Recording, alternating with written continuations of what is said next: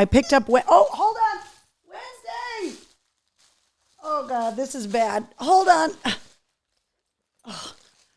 That's how we're going to start the show. Wednesday's claw just got caught in my bracelet and she started freaking out and dragging me across the couch. Welcome to Cocktails in the War Room. Why wouldn't it start that way?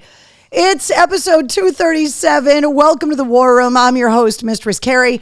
For anybody that's new to the War Room, normally it doesn't start off with a pug catastrophe, but usually the show is completely centered around my host, or co-host, I should say.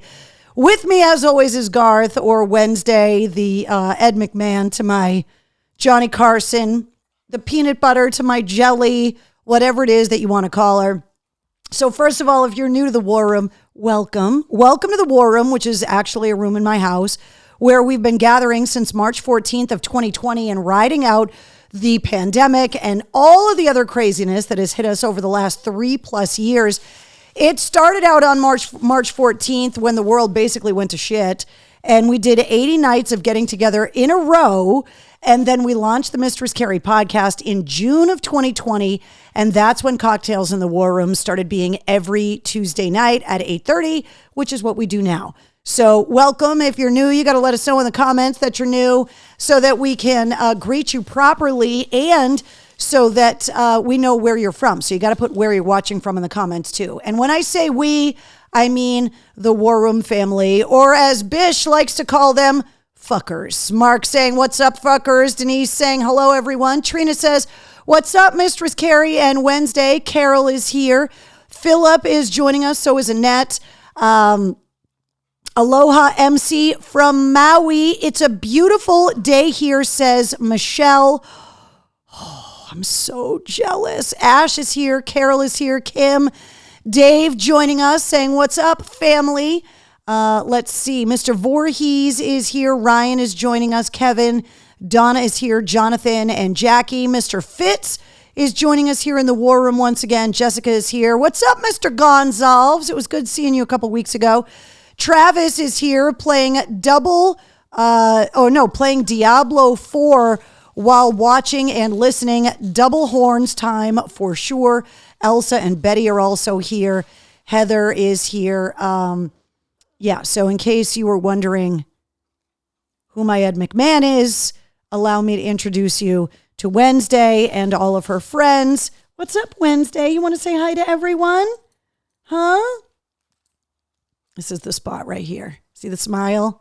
That's the spot right there. Oh, do you want a treat? Is that what you want? So while I'm bribing Wednesday to be cute on command, can I have your paw? I want to let you guys know I got a new cell phone yesterday. So I ordered my phone from Apple and I opted to pick it up in the store because I wanted to be around the geniuses to make sure that I was going to set it up because I was taking a significant leap in generations of cell phones. And I wanted to make sure everything was going to come out of the cloud okay and all of that. So I went and picked up the phone. It's purple, by the way, just in case you were wondering. Down. And so then I sat down to make the conversion and do the whole thing. And I realized that my phone was so old that they wouldn't accept it as a trade-in. And so once I realized I had the oldest old phone at the table, Travis was very helpful in migrating all of my data from one phone to the next. I could not believe how many apps I had on my phone that were no longer being updated by the developers that developed them and put them up in the App Store. And so I lost about, maybe a dozen apps because they just weren't being serviced anymore. And I gained back about 6 apps that were no longer working on my phone because my phone was so old. And so I've gained a lot of those apps back and realized that all of the problems that I was having with Cameo were because the app could no longer update the newer updates because my phone was so old. So I have reinstalled Cameo. I've got the newest version on the newest phone with the best cameras. And so we're going to start doing Cameo videos again, which I am super excited about. So if you've got something coming up, a birthday, an anniversary, a wedding, a birth of a child, a gender announcement, whatever it is that you're looking for, I can make Cameo videos again, which I'm pretty excited about. At first, I thought it was just the phone. Then I thought it might have been the microphone on my phone. No, it turned out to be like the entire phone and the app combined. So Michael says the phone better be purple. Oh, it is. You can't see the purpleness because it's inside a case, but it is purple. Bish says new phone, who dis? Yeah, exactly. So I wanted to show you guys this. So you can set the wallpaper and you can like tweak it or whatever. So this is like the one thing that I was going to show you guys is, look at that. Oh, the wedding photos, the wallpaper. So anyway, the new phone exists. Cameo's back up and running. There's a lot going on that I'm going to need better quality photos for. I got the phone with all the memory in there. And this costs more than my first car, which I realized yesterday while I was getting my new phone. So I was not rocking the iPhone 1, Michael. It may have been a 6, but it was not a 1. But yes, I was rocking a 6 and 6S Plus. And now I got the brand new best one I could get because I know I'm going to have it for a while. Probably last longer than my first car, which burst into flames while I was driving it on Route 2. But that's a completely other story. So very excited that I got the phone back. And that's really good because we got a lot going on that I need to take photos of. So the first thing I want to do, Wednesday, get down. Can I have a high five? Thank you. That's the last one. The first thing I want to do is tell you what I've been scrambling working on all day today. So if you have a Backstage Pass, you've known this announcement was possibly coming. I let the Backstage Pass holders know earlier today that it was a definite. We are taking the show on the road next week. I know this is last minute, but I got a call from some people that I 100% love, my friends at the Regimental Spirit Company, and also from the Home Base program, two organizations that I absolutely love. Both ties to the Afghanistan trip. By the way, the executive director of the Home Base program, General Jack Hammond, who you guys have heard on the show previously, the Run to Home Base is coming up next month.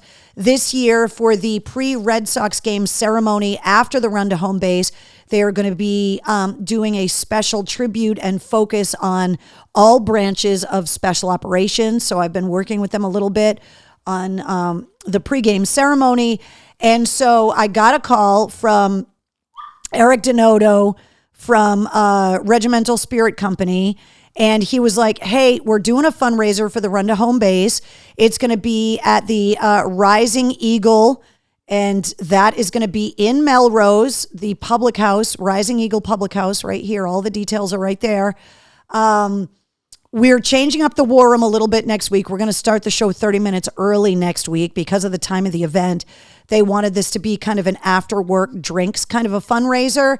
So the event is going to start at 6 o'clock. And they're going to have raffles. They're going to have cornhole boards. I donated a bunch of concert tickets. And the Regimental Spirit guys are going to be climbing behind the bar. The Mistress Carrie cocktail will be available at the bar. And all of the proceeds are going to benefit the Run to Home Base, which benefits the Home Base program, the nonprofit partnership between the Boston Red Sox and Mass General Hospital to help treat veterans of all eras that have traumatic brain injuries and post-traumatic stress. So next week, episode 238 of Cocktails in the War Room is going to start at 8 o'clock and not at 8:30. And as my husband says, so you're going to start late anyway, which, how can I argue with the man?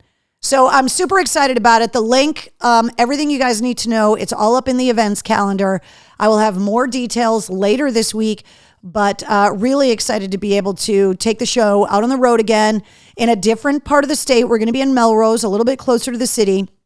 But I told you guys that anytime that I could take the show out on the road to benefit a veterans nonprofit, to be able to just get out of the war room and be able to see people in person, since we were locked in the war room for so many episodes during the pandemic, I wanted to be able to do it. So If you can, come and hang out with us. If not, obviously, we're going to be streaming the show live from the Rising Eagle Public House. So Mark says, hey, Carrie, this Sunday I'm running the BAA 10K for Brigham and Wibbins. That is fantastic. Betty says, my birthday is next week. Wish I could make it. Well, we will be saluting you next week, Betty. By the way, I sadly missed the Tarja concert, says Jonathan in Boston on Sunday. I didn't feel well. All good, Jonathan. Don't worry about it. There is another show that got announced this week for the Big Night Live. And so I got that coming up for you. Denise says, I will be there, which is fantastic. So definitely come out. It's an after work thing. It's in Melrose. I've been told the food is fantastic. There's going to be a lot of great people there. You can learn more about the home base program. General Hammond is going to come on the War Room with me next week so that we can talk to him about some of the programs that they've added since the last time he was on the show, and also to talk about the specific things that they're doing to cater towards the special operations community. They've added a lot of programs since the home base program launched. I think the first run to home base was 12 years ago, which is crazy. So I ran the first, I want to say 5, I think. And then I was doing the Tough Rucks and then the marathon. And then I realized that my body did not like running long distances, and I've been sadly retired, but obviously want to help them in any way that I can. Will says, great organization. Thank you for the ongoing support of our veterans. Of course, you guys know that. Michelle says, my birthday is this Saturday. The grandbaby's first birthday is Thursday. Michelle, I cannot believe she's already 1. That is just insane. Keith wants to know if pants are required. I believe that the Rising Eagle Public House in Melrose is going to require you have pants on, Keith. I'm sorry to say. Is there a way to donate online, Carrie? Mark, as a matter of fact, I believe that is what that QR code is for. So I don't know if you can, I just made it bigger for you. I believe, and that QR code is also, if you go to the event calendar at mistresscarrie.com, that is also there. But I believe that if you scan that QR code, it will take you to one of the runners' fundraisers. And if you are going to make donations to the Run to Home Base and the Home Base program, I suggest that you put some kind of comment about Cocktails in the War Room in there, so that anytime that we get behind an event, an organization, any kind of volunteer effort, I always want to make sure that you guys are being seen as a group, as the War Room family. So if you guys are going to make donations, please put in your comments that this is coming from the War Room family. Mike Dillon says, you never impressed me as a distance runner. Thanks a lot, Mike. Look, I did my share. Countless road races, 120 miler, running 1 marathon, rucking 4 more. Sorry, Keith, about the pants. He says, what the fuck? Yes, it does directly support a runner, which is great. So just put in there, Cocktails in the War Room, whatever it is, if you guys want to make a donation. And what I've learned, having been a fundraiser for a lot of these races, is that it's not the amount, it's that someone took the time to support their fundraising effort. So I had people that would come on and donate $1 a mile. I had a lot of people donated to my marathon fundraiser that donated $26.20. The Run to Home Base is a 9K. So you can donate $9 and sponsor them, $1 a K. It's, I think that's 5.4 miles or something like that. But whatever it is that you guys want to do, the purpose of the War Room is not to shake you guys down for donations. But if you are feeling inclined to make donations, you can scan that QR code. And we're also going to have more updated information There are going to be raffle tickets. They've got custom Regimental Spirit Company cornhole boards that they're going to be auctioning off. I also donated tickets to see the Bret Michaels Party Gras. I donated Nickelback tickets. I also donated some Jelly Roll tickets that they're going to be raffling off that night at the Public House in Melrose. So if you want to try and win those, you can come and hang out with us. Mr. Voorhees says, from another mic, I'm impressed with your running exploits. I've never run as far as that. Listen, it wasn't easy and it wasn't fun. I'm not going to sugarcoat it and be like, oh, I'm not going to be one of those women that gives birth and it's like, it really wasn't that bad. And then there's other women that are literally like dying. Like that was the worst fucking thing I've ever done. You can train for it and mitigate the pain. But I believe that there are some people, like you guys hear me talk about in the podcast all the time, that have a leg up, that they're good at it, that they've got a longer stance, that their body is made for it. Michael Phelps was built to be a swimmer at birth. Did he work hard? Absolutely. But there are people that are just better at running and love it. There are people that experience the runner's high all the time. I got little glimmers of it in my training for the marathon and then actually during the marathon where there would be like a half a mile that I like didn't realize. Like if you make the same commute all the time and all of a sudden you kind of snap out of a daydream and you're like, wait, the last 10 minutes of my ride, I didn't quite remember making. That's the runner's high in the short spurts that I've experienced it. There are people that just slip into that runner's high thing. And they're like, ooh, 5K, let's go and do it and then go out for lunch and my makeup looks perfect. I'm not one of those people. Running with the devil, says Michael. I've been running races for 10 years now. Yep, Bish, and they're getting longer. And it's unbelievable. Masochistic tendencies, says Dylan. Yeah, exactly. Listen to this. Bish says I've lost 200 plus pounds by running. Like, read that, Bish, that you wrote that you lost 200 plus pounds. That accomplishment alone is staggering. And that you've done it in a healthy way and that you're living your best life and you're healthy. Like that is inspiring. It's amazing. Don't tell the RMV that you ever blanked 10 minutes of your commute. Not that you weren't paying attention, but just that like you got into a song or you just kind of drifted and were just following along with traffic. It's happened to everybody, especially when you're making the same ride over and over. And that's kind of like what the runner's high is that you get to a point where you get into this groove and your stride is really good and you feel good and it just kind of goes. And it happened for me, just not all the time. Lisa says, wow, my nose runs every now and again, says Tom. Yeah, exactly. Exactly. The nugget is now passed out over here, by the way, since she knows that the C words are all gone. So there you go. So super excited to take the show on deployment. So don't forget, next week, the show's going to start at 8.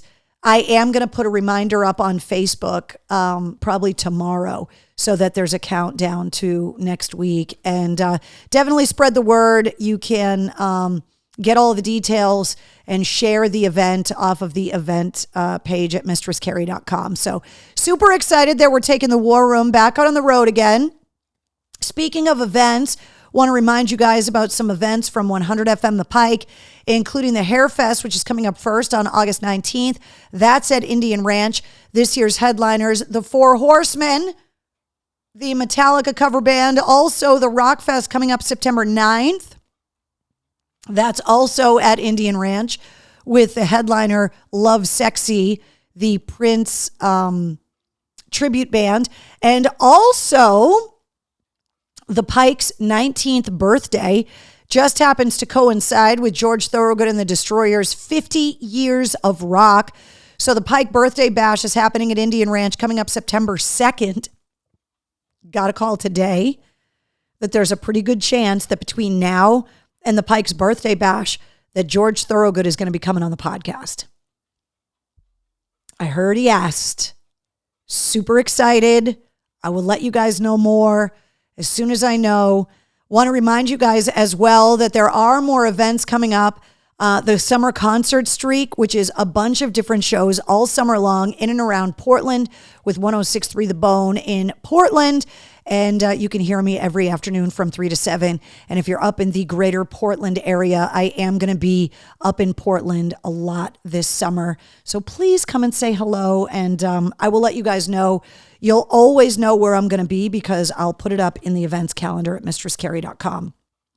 Okay. Want to give you guys a little bit of an update on the garden. So we did our live stream with the fan club on Sunday night, and the weather, you guys know, has been crazy. And with the late frost that we had, we got into a whole discussion with the live stream about cherries and the cherry trees, which around New England didn't really blossom and bloom this year, which means there's no cherries. And so from what I've heard, there's not going to be a lot of peaches this year, native peaches, because the blooms came out early, and then we got a frost, especially like northern New England. And so on the bad side of things, because of the weather, the cherries and the peaches this year are going to be rough and more expensive. On the good side, it looks like this is going to be a bumper crop year for blueberries in New England, based on what everybody is seeing with blueberry bushes, that they were covered with blooms. The blueberry bushes I have in my yard right now are covered with berries. And not only do the blueberries look good, but the raspberries look good.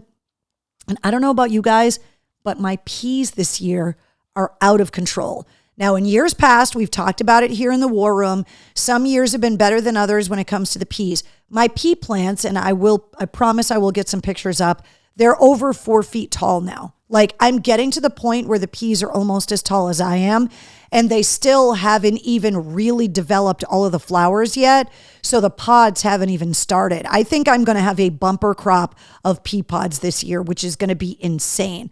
One of the other things that's been coming up really good, and not because the bushes are getting tall, but I've noticed my mint is spreading like crazy. If you are new to all this gardening talk here in the War Room, this is something that a lot of us were doing during COVID. I've been gardening for a long time, but it was something that a lot of the rock stars ended up doing, and a lot of people here in the War Room were doing around the yard to kind of keep sane during the pandemic. And a lot of people kept up their gardening habits, even though they've gone back to work and they're, all of that. This year's peas are insane and the mint is crazy. So I thought that this week that I would come up with an idea for you guys to use some of the wild mint or the mint that's just spreading. If you want to plant mint around your house and you want to be able to control it, my suggestion would be to put it in a pot on your patio or your deck. Because if you put it in the ground, you are not going to be able to control the spread. It's like raspberries. Once you plant them, they just start popping up everywhere.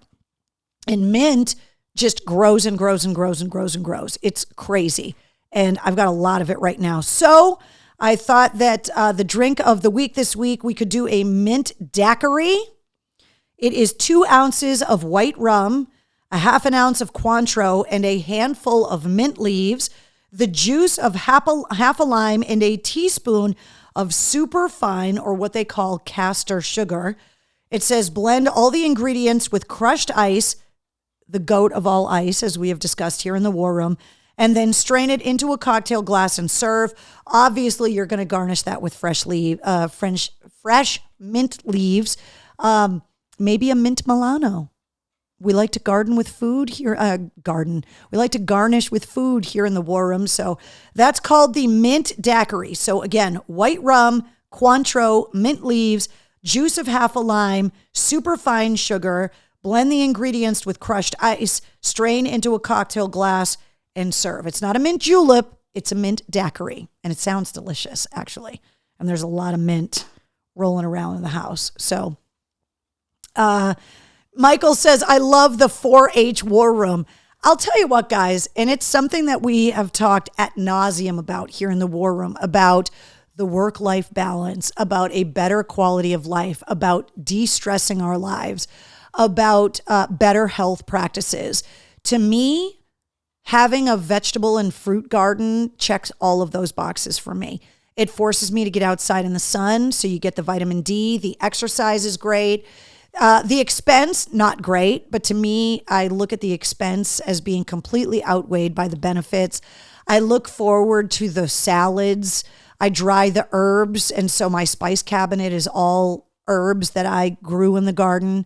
I roast the turkey at Thanksgiving and Christmas with the rosemary out of my garden. The green beans I grow in my garden are what we eat at Thanksgiving and Christmas because I freeze them. The berries I eat every morning when the berries are ready to be picked. I walk Wednesday in the morning and I walk out there with like a little bowl or like a coffee cup or something. And I go out and pick berries and bring them in and have that for breakfast with cereal or like whatever. And it's something that I never got to do, being a commuter and driving into Boston every morning and fighting that traffic and absorbing 20 years of commuter stress. And so I really look forward to being able to go outside in the garden. And on days that are particularly busy, where I'm balancing a bunch of different radio shows, podcast interviews, where I'm, just dealing with a lot of work stress, maybe things didn't go my way, I'll go outside for 10 or 15 minutes. Normally, I will let Wednesday come out in the garden with me, but the way that the peas are growing right now, she can't be trusted because she wants to eat the pea plants. Never mind the pods. She wants to pull the plants down. So she has been exiled from the garden until the peas are done. But just going outside for 10 or 15 minutes and pulling some weeds, it just makes me so happy. And experimenting with different things. I'm trying to grow watermelons this year. I planted some pumpkins this year. I have a rogue plant. I'm going to take a picture of it tomorrow. I think it's a pumpkin. That a seed at some point, because I compost in my garden. So all of the pumpkins from the jack-o'-lanterns, all of the scraps from all the vegetables at Thanksgiving and Christmas, that stuff just gets thrown in my garden throughout the winter. And I take ashes from my wood stoves, cut up leaves from my lawnmower. All of that stuff gets dumped and turned over in my garden so that I'm always replenishing the nutrients. At some point, some seeds sprouted in my garden next to the peas. I'm pretty sure they're pumpkins, but I don't know. But they're growing really well. So I'm going to have to take some pictures so that we can all have a wager on what it is that's growing wildly in my garden right now. The other thing that's growing like crazy in my garden is cilantro. Because first of all, I love cilantro. I'm not a cilantro soap person. But if you let cilantro flower and seed, it will spread in your garden. So if you're going to plant cilantro and you want to control it, you either got to snip off the flowers before it goes to seed or put it in a pot on your deck, because I've got cilantro growing all over my garden. It's just popping up everywhere right now. So lots going on with the garden. I will get some pictures up. The drip irrigation seems to be working really, really well. Although I'm very thankful that we've been getting so much rain here in New England. And so I haven't had to rely on the irrigation system yet this year. So, but it's been great. So Tom says, I put pressure treated wood chips on my spinach. Tom, pressure treated wood around the garden is not a good idea. The chemicals they pressure treat wood with are not healthy. So if you're going to put wood chips around vegetables, you can get pine shavings and also straw in vacuum sealed bales at like Tractor Supply for not a lot of money. The straw bales that they have at Tractor Supply, they actually bake them to kill the seeds so that the grass doesn't sprout in your garden. I had a lot of luck with the pine shavings. Just be really careful with pressure treated wood around your garden because, and that this isn't from my knowledge. This is knowledge someone passed on to me. Just be really, really careful. Pressure treated wood is not good for you. It's fantastic to not rot outside. There's a reason why the decomposition process isn't happening naturally with your wood.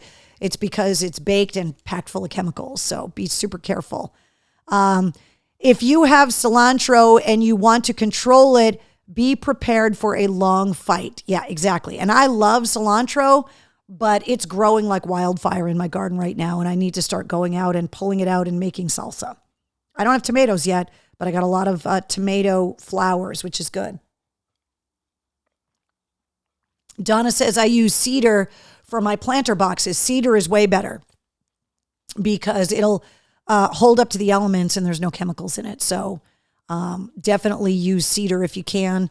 Cedar chips if you can find them. I had a lot of luck with both the straw bales and the pine shavings, but pine could affect the pH in your garden. So you want to, if you're really getting into the nuances of gardening, you want to kind of be careful because anybody that's got big pine trees around their yard, when all those needles and everything hit your grass and stuff, the acid from the pine can kill stuff. So you want to be careful.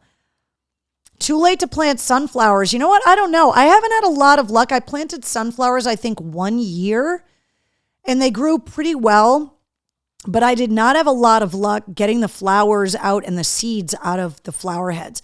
My grandfather on my mom's side, the World War II veteran from the Navy, used to grow them just to feed the birds. And he would grow these massive sunflowers and then he would dry them out and then he would put these sunflowers out. He loved to feed the birds. Thanks, Wednesday. And so throughout the winter, he had these dried sunflower heads, these big ones that he would put outside to feed the birds through the winter, which I always thought was kind of sweet. So, but I haven't had a lot of luck growing sunflowers. But yeah, so let's see. My parents do a lot of composting, and 1 year we had some rogue jalapenos grow with the rest of the peppers. Yeah, and peppers, once they like get around each other, one hot pepper can make all the peppers hot. Like it's weird the way that, so be careful if you're planting like crazy hot peppers in your garden because it can make all of the peppers super hot. So if you want to have like non-hot peppers, like don't put them near each other. And don't plant potatoes and tomatoes near each other either because of blight and then you can't get rid of it and whatever. Tom says, you're right about the acid soil from the pine needles that kills the grass. Yeah, so you want to be careful with pine shavings too. This year I opted not to put the pine shavings down. And I reorganized where I put things in my garden. So too bad I can't contract hotness, says Trina. Let's see. How about lavender? Lavender's great. So this year I opted to plant perennial lavender. And so when I rototill my garden, I turn it over twice. I have a big giant, you guys have seen my big rototiller. I turn over the garden in the fall after I go and pull all the plants out of there. And I dump all of the cut up leaves from the lawnmower and all of that. I turn the garden over in the fall and then I just let it sit. And I just dump stuff in the garden all winter long. And then in the spring, I turn the garden over again in like the last week of March. So like whenever the snow's gone, mid to late March, I go in there and turn it over with the rototiller again. And the corners are hard to get into with the giant rototiller. And so I was like, well, I either need to get one of those handheld little tillers to really get into the corners or need to plant something in the corners that I'm not going to want to dig up every year. So what I've done is along the perimeter of my garden, I've planted stuff that I want to come back every year. So now this year I planted perennial lavender in the corners and then down both sides of my garden. On one side, I have spearmint. And on the other side, I have peppermint and green onions and chives and scallions, which grow back every year. And so the edges of my garden sprout first because that stuff grows year after year. And now in the corners, I put the lavender in there, which also helps to keep the deer away. So I'll let you guys know about the perennial lavender, how it grows and if it comes back next year. Yeah, Rachel, lavender, mint, and basil are the easiest to grow, but the basil doesn't grow back. At least I haven't been able to get mine to grow back. What's up, Jeff? So there you go. That's 4-H Cocktails in the War Room talk. We got to get talking about the podcast because I'm super excited about this week's episode. I was really excited about last week's episode, Wolfgang Van Halen, making it to episode 158 of the Mistress Carrie podcast, which came out last Wednesday. And I was so excited to have Wolfgang on the show. If you guys listened to the episode, you heard how soft-spoken he was. I've been playing a lot of this interview on the air on all the different radio stations. And he's just such a quiet guy. He's super polite. He's so kind of shy. And just when you ask him a question, first of all, he is looking at you the whole time you're talking to him, like making eye contact, not distracted, really paying attention. You are his sole focus, which when you're having a one-on-one conversation, especially in modern times when people, and I do it all the time, and I apologize if I've done it to you, that my phone is chirped up and I've been like, oh, I have to take this call or I have to return this text message. Wolfgang really gives you his time. And didn't shy away from topics. I mean, I didn't ask him anything that was like a gotcha topic. I really tried not to just focus on the Van Halen stuff, but he did bring Van Halen and obviously his dad up in general conversation because how could he not? But I loved his answers on a lot of things. I loved his answer about musical ability being genetic or learned. I think if anybody's going to be able to answer that question, it's going to be Wolfgang Van Halen. And I thought his answer was right, that like, yeah, I'm sure there's some kind of genetic ability. Eddie and Alex Van Halen came from a musical family that the Van Halens back in Denmark were classical music composers, I believe. So music is definitely multi-generational in the Van Halen family. But as Wolfgang said on the podcast, he grew up surrounded by music with unlimited access to any and all instruments and was encouraged by both parents to play. He started playing the drums at 9 years old and was encouraged. He has an uncle that's one of the greatest rock drummers of all time and a dad that would be like, oh, you want to try to play the bass? You want to try play the guitar? Do you want to try and sing? Go get behind the drums. Like, can you imagine what it was like to be a kid at 5150 Studios, which he now owns, by the way? Tom says, shit, I missed that one. It was last week, Tom. Great talking to him about, he was really candid about his songwriting process. I loved his answer and his reaction to people watching him and listening to him play the song Distance live. That's the song off of the first Mammoth WVH album, and the video that is all Eddie Van Halen and Wolfgang as a kid, and all of these home movies of Wolfgang and his dad. And the song Distance is kind of a tribute to him. And Wolfgang's really emotional and kind of raw reaction to seeing people in the crowd have an emotional reaction to that song, not only to a song that he wrote, but an emotional reaction to the loss of his father, whom most people in the crowd didn't know and never got to meet, which is pretty spectacular. So Eddie Van Halen, in my opinion, one of the greatest guitar players in the world. Tom, it's not just your opinion. It's pretty much across the board, everybody's opinion, including my guest this week on episode 159, which we'll get to in a minute. Let's see. Richard says, it was great. One of my favorites so far. Of course, Richard Fitt's a guitar player in his own right. I was really, really excited to get Wolfgang on the show. I loved how candid he was about his relationship with his producer and how his kind of business regiment works. The small group of people, including his uncle, Patrick Bertinelli, who was in the room when you could hear him kind of chiming in the background. That's Valerie's brother, that kind of travels with Wolfgang. And kind of, when I signed on to the Zoom session, it was his uncle Patrick that was like sitting there, and he couldn't have been nicer. And he was like, Carrie, how are you? Hey, I want to let you know the Wi-Fi here in the hotel is not great. Would you prefer that the audio quality be better if we turn the cameras off to reserve the bandwidth? Or do you want to try it? And then if it gets bad, we'll turn the cameras off. And And he was like, okay, I'm going to get up so you can talk to Wolf. And I was like, oh, okay, Mr. Bertinelli. Like, so hearing Wolfgang kind of talk about this close-knit group of people, this trusted humans group that he talks about, because as you know, Tom was just saying, Eddie Van Halen, one of the greatest guitar players of all time, Wolfgang Van Halen didn't get to just go to public school and make friends and go and ride bikes and build forts with the kids in the neighborhood. Like the things, now granted, he got things that we never got to get, right? But with everything that you get, you have to give something up. Wolfgang Van Halen had to navigate a world where people were trying to get around him just to be around his dad. And growing up, having to kind of have a wall up. And I think that that's something that a lot of child stars struggle with, which is why they have such difficulty as they get older. The children of celebrities, they have to navigate this fame at an age that the rest of us just got to be idiots. And so Wolfgang, I understand why he doesn't do meet and greets at his shows.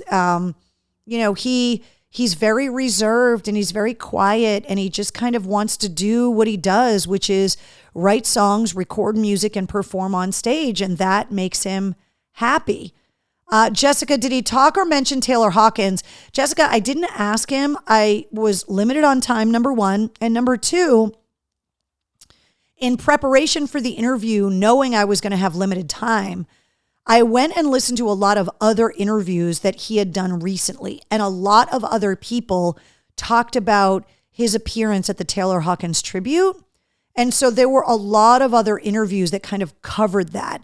And so I wanted to talk to him more about the songwriting aspect, the personal kind of navigating the fame of it, how he felt differently about this new album versus the first record.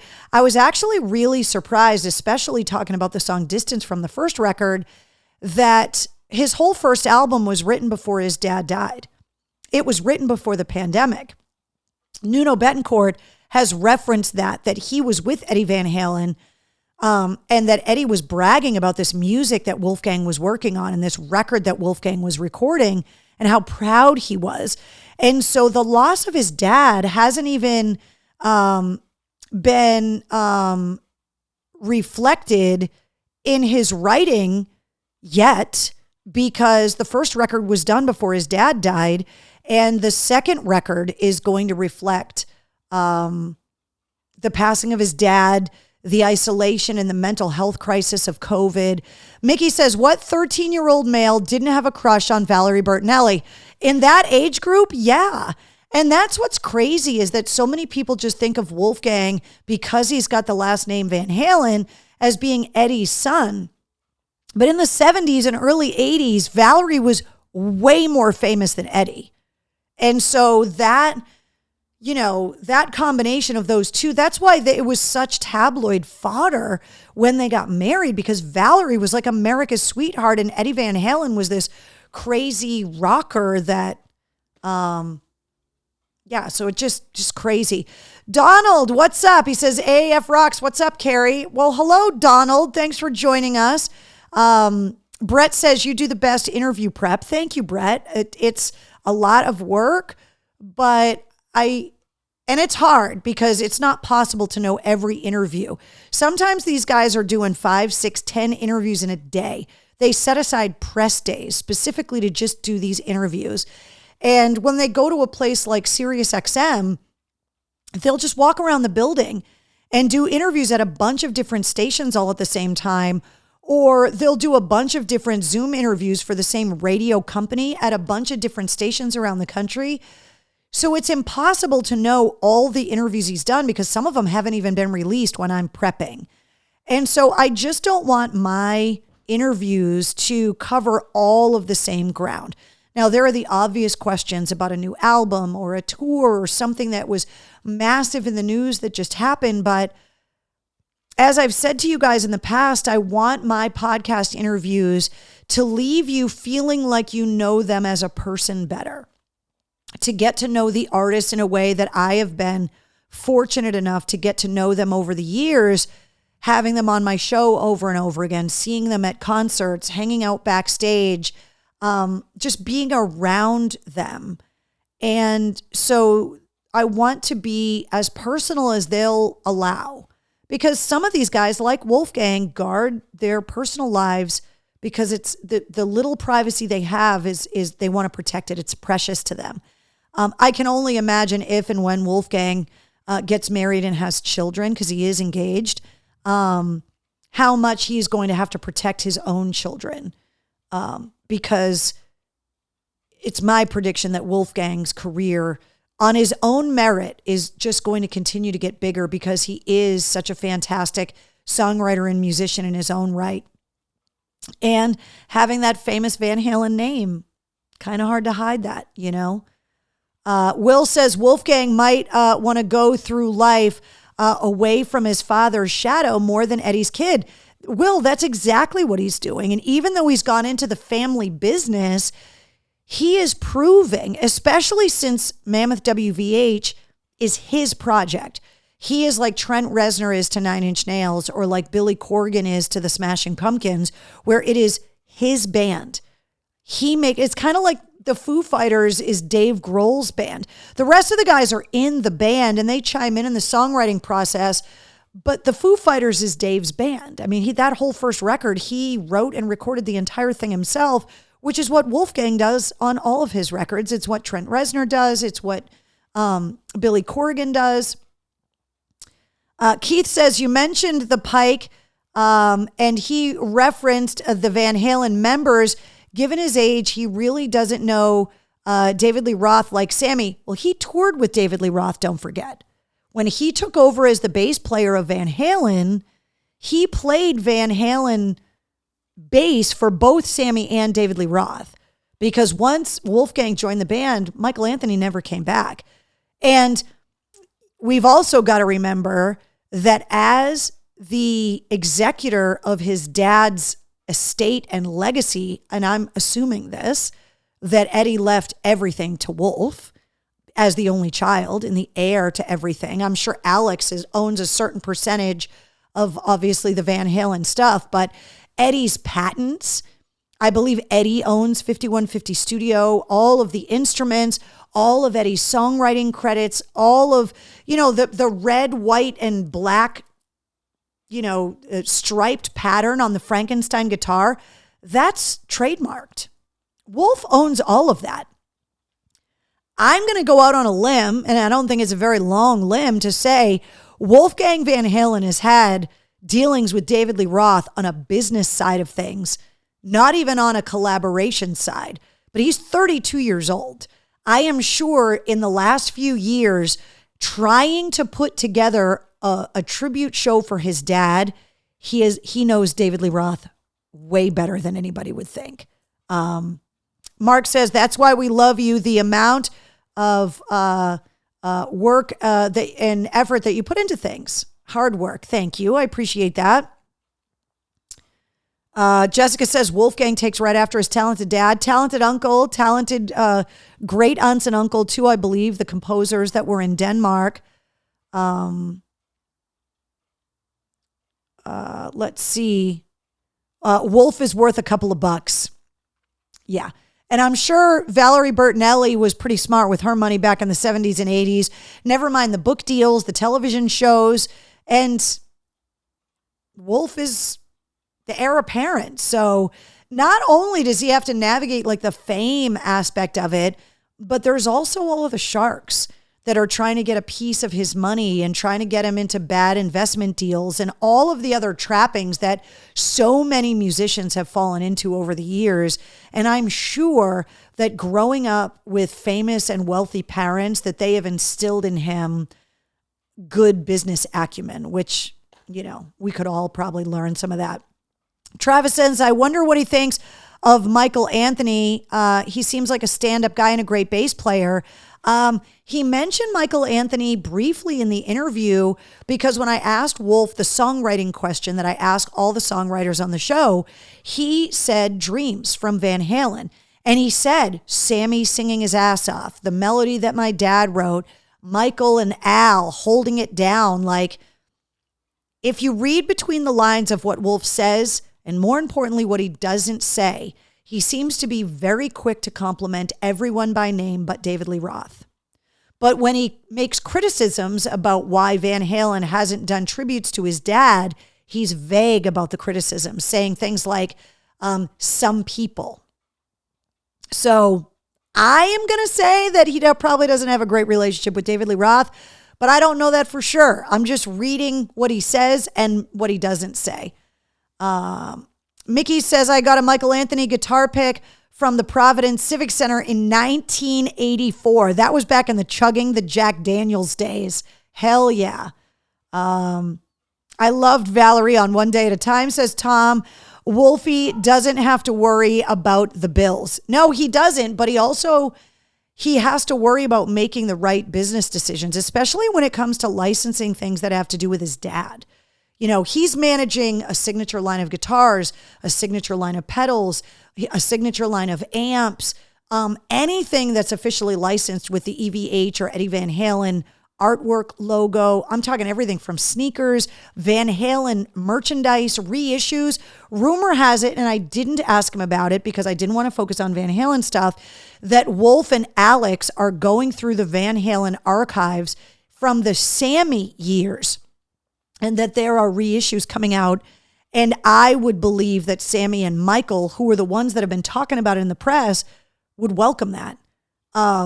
The David Lee Roth years and reissues, I would think that David Lee Roth wants to get involved with that process. And if that relationship isn't good, I can only imagine. Let's see. Wolf doesn't have to worry about the bills. Exactly. So that was last week's episode. So allow me to introduce you to this week's guest, which I am super excited about. Episode 159 of the Mistress Carrie podcast features Chris Voss from the band The Record Company. Now, I had a chance to see The Record Company live a few weeks ago at the Rival Sons concert at the Palladium, and these guys opened up, and they blew me away. There's 3 guys in the band. The guitarist, who's also the singer, who also plays lap steel, is Chris Voss, who is my guest on episode 159. Your comments slowed down. I hope that the show is still live. We didn't go off the air, did we? Are you guys good? Your comments are slow. So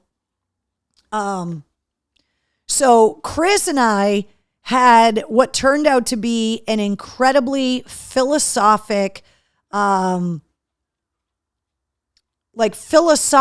kind of worldly, kind of introspective conversation about life and music. And I was really surprised at the way this conversation went. Everybody says, we're still here. You got to get Jelly Roll on again, since Jonathan, trust me, I would love to get Jelly Roll on. He's going to be in town later this year. So hopefully before the tour, I'll get him back on. Will says, I love hearing steel guitar on songs. Annette says, I'm still hearing and seeing you. Okay, that's great. So the Record Company are a 3-piece, and Chris Voss, what an unbelievably charismatic frontman. He sings, he plays guitar, he plays harmonica like a champion, and he also plays lap steel. And he talks about all of this in the episode. He also talks about why the band had launched as a 3-piece, then added a 4th member, added a 5th member because they wanted the sound to be bigger. And then during COVID, on this last record, they stripped everything back down again. They've got a new record coming out this fall. There is a new song that is getting released on all digital streaming services this Friday. It's the first single from the upcoming new album. We talked all about that. We talked about his animals. We talked about charity work. We talked about songwriting. We talked about the work-life balance and the joy in life and focusing on the good, not focusing on the negative. Even if you've never heard of the band The Record Company before, first of all, the corresponding playlist for this episode is all over the place because we were talking about all different kinds of music. They are from Los Angeles. He's originally from Wisconsin. So, of course, we talked about cheese curds. But he grew up with a really diverse musical background, and all of that is filtered through with a real focus on the blues. So him and Jay Buchanan from Rival Sons, who was on a few weeks ago, are really big fans of the roots of blues. So not only did we talk about the roots of blues, but we also talked about the early days of rock and roll, going back to Little Richard and Elvis and Chuck Berry and all of that stuff. So this is a really in-depth conversation. He is, Wednesday, come here. He's a really humble guy, a really sweet guy. I spoke to him briefly at the Palladium and was like, hey, would you, entertain coming on my show? He was like, absolutely. Just call the management. I'll tell them I want to do it, and we'll definitely do it. And I think after you hear this episode and this interview that you're going to become fans of the band. So episode 159 of the Mistress Carrie podcast featuring Chris Voss from the record company goes live at midnight tonight. And like I said, the first single from their upcoming new album. The album's coming out this fall, but the first single is getting released to streaming services this Friday. Don't forget, if you subscribe to the Mistress Carrie podcast, not only do you get the weekly episodes, but you also get the daily sit rep Monday through Friday, rock news, music headlines, entertainment headlines, all of that in around 5 minutes. And you get it every weekday. So if you look for the Mistress Carrie podcast, you're going to see a lot of episodes. And no matter where you subscribe, you're going to see a ton of episodes. Some of the original episodes, the back catalog, not all of them have been uploaded onto the YouTube channel yet, but you can get all the episodes. Come here, Wednesday. Hey, come here. She's probably barking at the bunnies. Come here. But all of these other outlets for the podcast, you can find all the episodes. And of course, you can just go to mistresscarrie.com and the entire back catalog of podcast episodes is there. Holding strong still at 149 countries. We may have reached the cap of rock music fans in the world, but I still hold out hopes that we're going to get to 150 countries. What's the matter? Come here. Are you okay? Come here. Come here. What are you barking at? What's all the noise? Were the bunnies out there? Was somebody on the lawn? Why were you yelling? Huh? What's all the noise? You want to say hi to everyone? Want to say hi? Okay. So if you're celebrating your birthday today on June 20th, you are in unbelievable company. A ton of people are celebrating birthdays today, including Chino Moreno from Deftones, Twiggy Ramirez from Marilyn Manson's band, John Taylor from Duran Duran, the aforementioned Michael Anthony from Van Halen celebrating his birthday today, Lionel Richie, Anne Murray, Brian Wilson from the Beach Boys, and Chet Atkins, all born on June 20th. This birthday is really good. So happy birthday if you're celebrating your birthday today. Happy unbirthday, Keith. Happy grandchild birthdays later this week. So cheers, guys. Jason says, by the way, it's 5-0 Sox after did they sweep the Yankees or nearly sweep the Yankees? That was nice. Happy unbirthday, Keith, says Donna. So happy birthday to everybody. All right, let's breathe through some headlines because I don't want to keep you guys all night. We spent a lot of time, and I'm glad we did, talking about Wolfgang Van Halen and stuff. The new Stained album coming in September, Confessions of the Fallen. The new song and video, Lowest in Me, is out now. Nita Strauss, who, fingers crossed, is going to be coming back on the podcast soon. Her video with Dorothy is called Victorious. It's out now. The new album is called The Call of the Void, and it's coming out on July 7th. Candlebox has not only got their Unplugged album that is coming out this Friday called Live at the Neptune, but they also have an album coming out in August, their final studio album called The Long Goodbye. The Dropkick Murphys have their tour, including dates in Maine, New Hampshire, and Connecticut. And of course, Tool in concert in November. There are 3 dates. including Tool at the TD Garden on November 15th. Those tickets on sale now. Aerosmith at the Garden on December 31st. That's with the Black Crowes. Queen and Adam Lambert sold out night number 1, but tickets still available for night number 2 on October 16th. And Greta Van Fleet at the TD Garden on September 15th. Also, let's see. Big Night Live, Thrice announced that Big Night Live is going to be their show in Boston on October 11th. Those tickets are on sale now. We also have a ton of shows at the Xfinity Center. We were talking about Jelly Roll earlier. He's going to be there. Dave Matthews, Avenged Sevenfold, Party Gras, Godsmack Stain and Nothing More, Mudvayne with Coal Chamber, Nonpoint, Guar, and Butcher Babies, the Jelly Roll Backroad Baptism Tour, Foreigner and Loverboy, Disturbed, Ghost and Amon Amarth, Disturbed, by the way, with Breaking Benjamin and Ginger, Nickelback, Offspring, Shinedown with Papa Roach and Spirit Box. Just a ton of shows at the Xfinity Center. Also, don't forget the Hollywood Vampires. Those rescheduled shows are coming up in July. They rescheduled the SNHU Arena for July 29th and July 28th at the Box Center Wing Theater. Extreme and Living Color at Roadrunner coming up August 5th. Ann Wilson, who just turned 73 this week. She's going to be at the Wilbur on August 27th. Those tickets just went on sale. Tool is going to be at the SNHU Arena on November 13th, Mohegan Sun on November 10th. All of those Tool shows, all three of them, the Boston show, the New Hampshire, and the Connecticut shows are all on the concert calendar.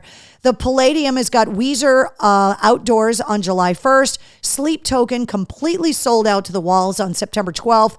Parkway Drive is going to be part of the Metal and Hardcore Festival, which is the return, the first one in 5 years, September 15th and 16th. The tickets went on sale this past Friday. Parkway Drive on the Friday night.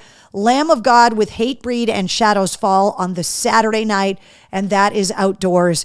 The city of Worcester is going to be very, very loud with the New England Metal and Hardcore Festival outdoors. Jason says, wow, Coal Chamber still a band? They just got back together. Jason, go back about 6 weeks. In the Mistress Carrie podcast, Des Fafara from Coal Chamber was on, and Devil Driver was on the podcast, and he talked about how last year he almost died of COVID. And his wife, while they thought Des might die of COVID, called everybody in Coal Chamber and says, you should probably call Des and say goodbye because we don't know if he's going to live through the night. The Coal Chamber members did that. And then as Des got better, they stayed friends, never talked about getting back together. And then after over a year, they were like, hey, maybe we should play a show. And they played a show at a festival and they were like, we got to get back together and play a bunch of shows and go out on the road. That's how Coal Chamber got back together. But he told the whole story on the Mistress Carrie podcast. So go back to that episode. Travis says, I cannot possibly keep up with all the concerts. Travis, that is why you have the concert calendar at mistresscarrie.com. Jessica says, Ann Wilson just turned 73. I thought that's what it was. Ralph says, the New England Metal and Hardcore Fest returning to the Palladium outdoors September. Yes. It used to be indoors, then it was outdoors. It's the first one since 2018, and it is going to be loud. Tickets went on sale. Mark says, I need to rob a bank to see all of these shows. Or you get a pretty good chance at getting free tickets to some of these shows if you have a Mistress Carrie backstage pass, which we'll talk about coming up in a few minutes. The MGM Music Hall also has got everybody from the Pixies and Les Claypool to Yellowcard, Noel Gallagher and the High Flying Birds, Newfound Glory, Mastodon and Gojira, 2 shows. Also Beck, Billy Idol, Danzig on September 11th. That one got added recently. 3 Days Grace and Chevelle. That one's October 14th. Motionless in White, just in time for Halloween on October 29th. All of those at the MGM Music Hall at Fenway. The House of Blues has got Thrice coming up on June 2nd. Let's see.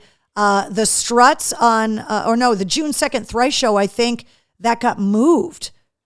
Or that just happened at the House of Blues, and then they just booked that next one for for Big Night Live. So I think Thrice was just there, and then they scheduled that next one for Big Night Live. The Struts are going to be there July 18th, Asking Alexandria and The Who with Bad Wolves and 0936. That one got announced recently. That's September 12th. And then the next day, Corey fucking Taylor, just a couple of days before his new solo album, CMF2, comes out. Speaking of Corey Taylor, he gave an interview earlier today that said that Slipknot are already making plans for 2024 to go out and play some shows to celebrate, believe it or not, the 25th anniversary of the debut album from Slipknot, which means in 2024, Slipknot will be eligible for induction into the Rock and Roll Hall of Fame. It's 25 years from the date of your first release. And Slipknot also, by definition, and the qualification for the term classic rock is 25 years from the date of release. 2024 will mark Slipknot's debut album qualifying to be called classic rock. I just can't. I can't. All right. New releases. Drink. Because I forgot to put them up here. This is last week's new releases. And I just realized that. Now, we were talking about the live acoustic album from Candlebox. That is coming out this Friday live at the Neptune. I can also tell you the new Aaron Jones album, Confessions of the Kid, is coming out this Friday as well. But I apologize that I didn't get all of the new releases up there. Totally spaced on doing that. So there's got to be fuck ups on every show. Wednesday's nail getting caught in my bracelets to start the show. Nothing in the mail call this week. Guys, does she know that it's time for mail call, or does she know because she just walked in here and sat right there? She knows. Did you hear me say mail call? Is that what you heard?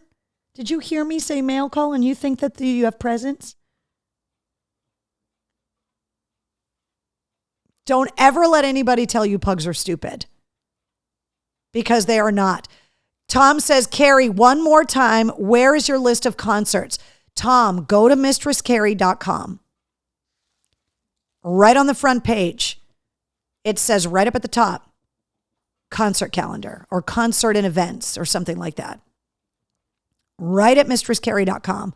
And it's not just the concerts in Mass. It covers all of the rock concerts in New England. So whether they're in Connecticut, whether they're in Rhode Island, up in Maine, all of them are there. The concert calendar for the entire year, and it's getting updated every day, is at mistresscarrie.com. Mark says ZLX will not play Slipknot. That is a factual statement. That does not change the fact that the definition of classic rock is 25 years from the release date. And Slipknot is going to be classic rock. I want to let you guys know the final sets of the Slate coasters are going to be available next week when we take Cocktails in the War Room on the road for the Rising Eagle Public House in Melrose. I am going to have the bartender tools. I'll have pint glasses, shot glasses, all of that kind of stuff when we take the War Room out on the road next week. And obviously, all of that stuff is available in the online shop at mistresscarrie.com as well. I did talk to the Backstage Pass holders when we did our private live stream on Sunday about some other merch ideas that we were throwing around. So I am working on some other stuff as well. If you want to get a Mistress Carrie Backstage Pass, we do an exclusive backstage live stream every month.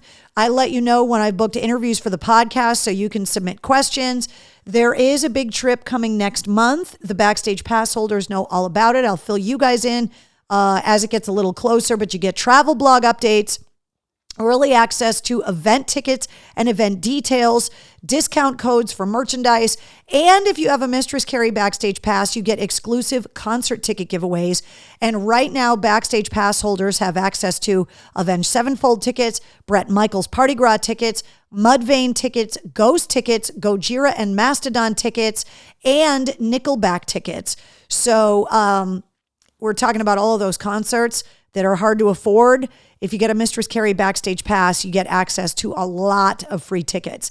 Literally, like, one set of tickets basically covers an entire year of Backstage Pass fees. So Mark says, man thongs? I don't know about the Mistress Carrie man thongs. The silkies I still want to make for all the silkies hikes. But getting the silkies made is tough, and it's because of the material. T-shirt Brian told me that silk screening non-natural materials, especially stuff like silkies, they melt under the heaters.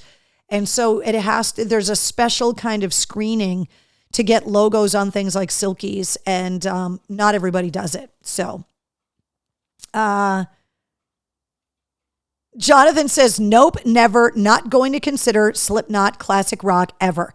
Jonathan, I hate to tell you, but your kids consider Slipknot classic rock because we're old. We just don't want to admit it. Carrie, thanks for the info. Good night, everybody. Love to all the peeps. You're very welcome, Tom. Purple loincloth, says Donna. Some would pay good money to see this, says Mark. Thong. You guys are now singing Cisco's thong song. So, all right, want to remind you guys about where you guys can find me online. And now that the phone has been updated, now that the Cameo app has been updated, you can find me on Cameo, and I can once again make your custom Cameo videos. But you can also find me on Twitter, Instagram, Facebook, obviously, where you're watching me live, TikTok, Cameo, the YouTube channel, which is where the episodes of the Mistress Carrie podcast upload to after we go live, and also on Patreon to get a backstage pass. You can also listen to my show every afternoon on the Pike if you download the Pike app, and you can listen to my show every afternoon on the Bone up in Portland, Maine if you download the Bone app. So there you go. Keith says, oh my God, yes, please. Is Godsmack classic rock too? Yes. As of this year, the Godsmack album, or the Godsmack demo came out early in 98, because I started on the air in April of 98. I believe that Universal Republic released the Godsmack debut album in late 98. So at the end of this year, Godsmack will hit 25 years from the date of their first release. Yeah. We're getting to a point where bands like Godsmack, Slipknot, Korn, Deftones, Sevendust, Tool, these bands are all eligible for induction into the Rock and Roll Hall of Fame now. Do loincloths count as pants? I believe that would be determined as to how much of your buttocks they cover. It's not just about the loin, it's about the butt too. I don't think you can wear thongs into restaurants. Offspring, 96, classic rock, eligible for induction into the Rock and Roll Hall of Fame. Disturbed will too. Are they 99 or 2000? No, they're 99, right? Disturbed, the first record. So that's 2024. Crazy. That is qualification for induction. That's what the Rock and Roll Hall of Fame says is one of the qualifying things. 25 years from the date of their first release. Carrie, I can't believe I was 25 when the first Slipknot album dropped. Yep, you were. And I was not much older than that when the band was sticking their fingers up my nose at Loco Bazooka. That video, by the way, you can see on YouTube. Shadows Fall's first album, 1998. Ralph, there you go. The end of this year, or whatever the release date was, available for induction into the Rock and Roll Hall of Fame. 10-0 sucks, says Jason. We will end on that high note. All right, guys, here's the deal. Don't forget, we are taking the show on deployment next Tuesday. The show is going to start at 8. We are going to be on location from the Rising Eagle Public House in Melrose, starting at 8 o'clock. We're going to talk to Executive Director of the Home Base Program, General Jack Hammond. So he's going to join us. Regimental Spirit Company is going to be there mixing up the cocktails. So we will have another live cocktail demonstration and another live cocktail recipe on next week's show. So episode 238 live on deployment next week. The details are on the event calendar. And of course, episode 159 of the Mistress Carrie podcast goes live at midnight tonight, featuring Chris Voss from the record company, and their first new single from their upcoming new album goes live on Friday, the same day as the live acoustic Candlebox album. And please go and listen to, stream, download, and buy the new Aaron Jones album as well, Confessions of the Kid. He has been on the show 3 times already. You guys know what a huge fan I am of him, and his album comes out on Friday as well. Good night, guys. I will see you guys later. See you guys next week in Melrose. Thank you for hanging out with me tonight. Episode 237 of Cocktails in the War Room is in the books. Wednesday, say goodnight.